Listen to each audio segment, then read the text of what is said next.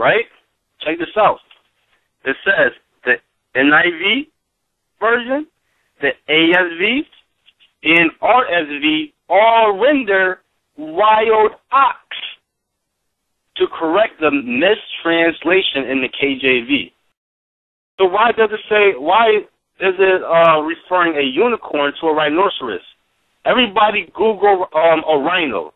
Everybody. If you Google a rhino, you'll see a rhino with one long horn and one small horn. Peace. This is your brother Rahim, coming at you once again, your investigative reporter. Rahim versus Bentray Contradictions in the Bible, Part 3. You heard what he said.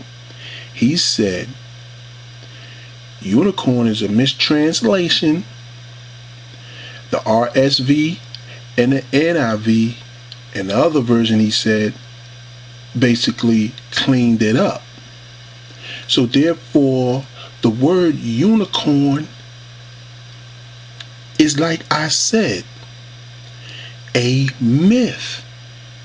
Most people use the translation of the KJV, which is King James Version. Okay, so he tried to flip it that he's using the RSV or the NIV,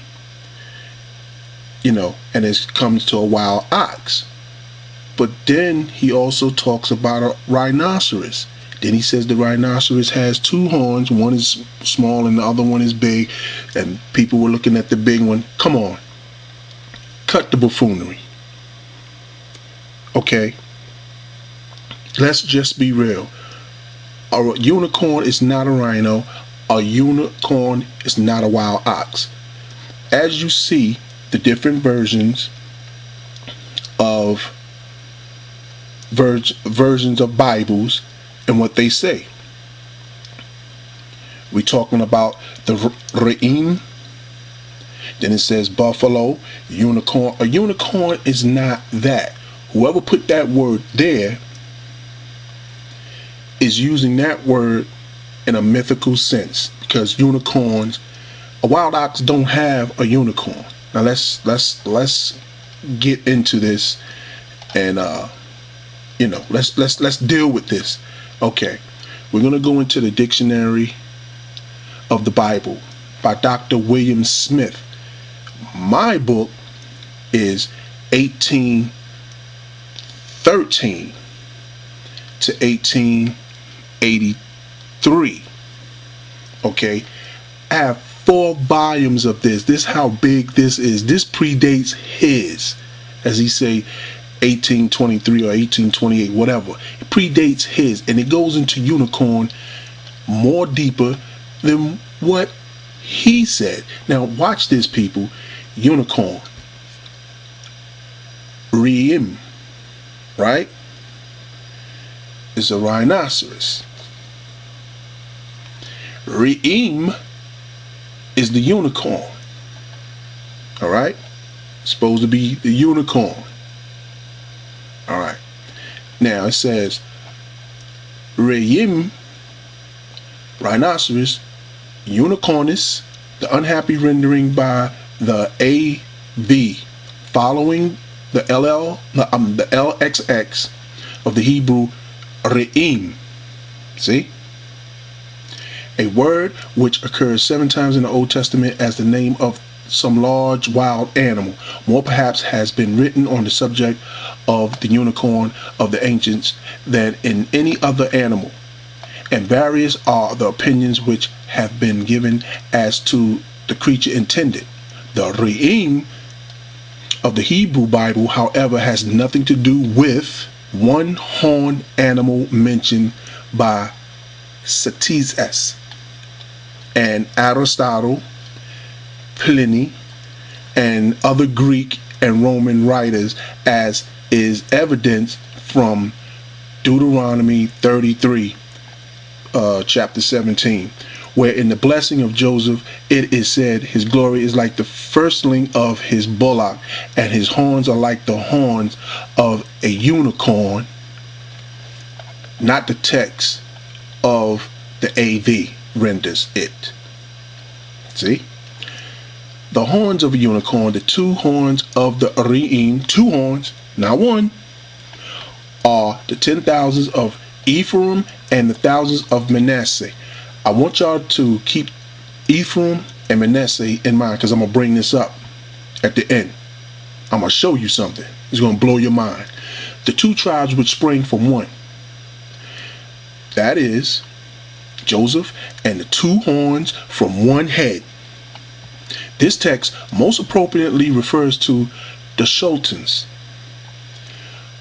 Comment in Job, see the number, puts a one-horn animal entirely out of the question. And in consequence disposes of the opinion held by Bruce and others that some species of rhinos is denoted, or that maintained by some writers that the Rahim is identical with some one-horned animal said to have been by travelers in South Africa and Tibet, okay, and identical with the veritable unicorn of Greek and Latin writers. Bohart contends that the Hebrew Rahim is identical with the Arabic Rim, which is usually referred to the aurochs, the white antelope of North Africa, and at one time perhaps an inhabitant of Palestine. Bohart has been followed by Rosenmuller, Weiner, and others. Arnold Boot, with much better reason, conjunctures that some species of urus or wild ox is the Rahim of the Hebrew scriptures. The claim of any animal possessed of a single horn to the Rahim has already been settled. There are none. They said that previously. For it is manifestly too much to assume, as some writers have done. See? Ain't no such thing as a one-horned animal. That the Hebrew term does not always denote the same animal. Little can be urged in favor of the rhinoceros. Little can be urged in favor of the rhinoceros.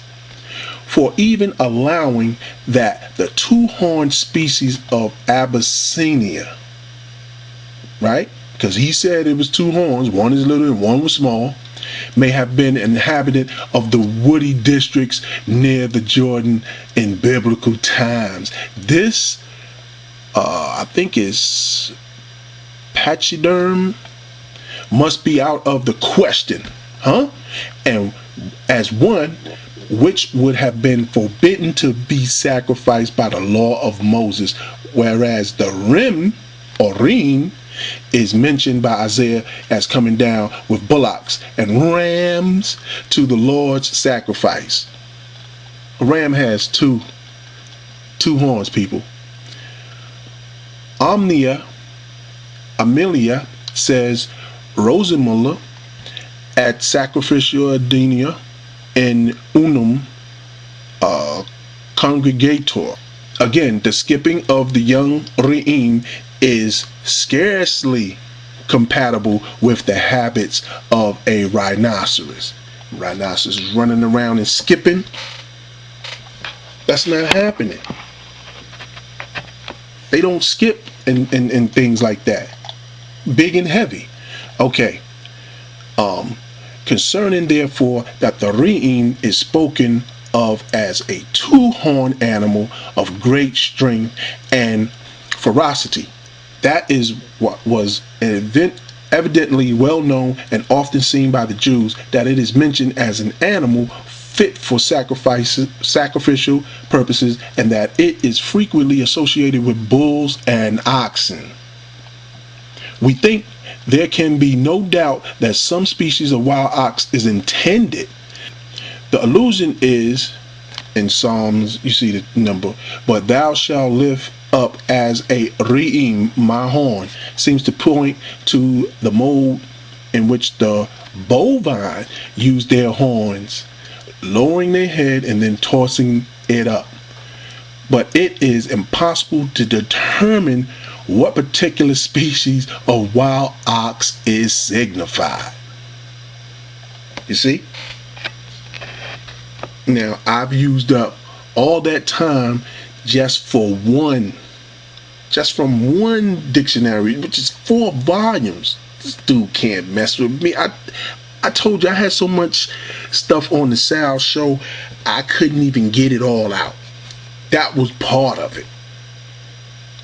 Okay? And look how much that took up. That took up 10 minutes of me reading that. Now, let's come back to part 2. And I hope I can finish it, because I have a whole bunch to basically say. So stay tuned. Part 4. Stay tuned for part 4, and I'm going to have to make a part 5 to show you, to end it, to show you guys some real good stuff. We're going to get really down and deep into this contradictions of the Bible. Peace.